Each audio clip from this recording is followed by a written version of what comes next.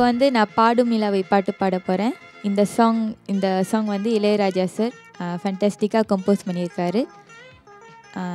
இந்த சாங்கில் வந்து எஸ்பி பாலா சாரும் ஜானகி அம்மாவும் பாடியிருக்காங்க. இந்த சாங் எனக்கு ஏன் ரொம்ப பிடிக்கும்னா, இந்த சாங் ஒரு மெலோடி டைப் மாதிரி. ஸோ அதனால் எனக்கு மெலோடினா ரொம்ப பிடிக்கும்.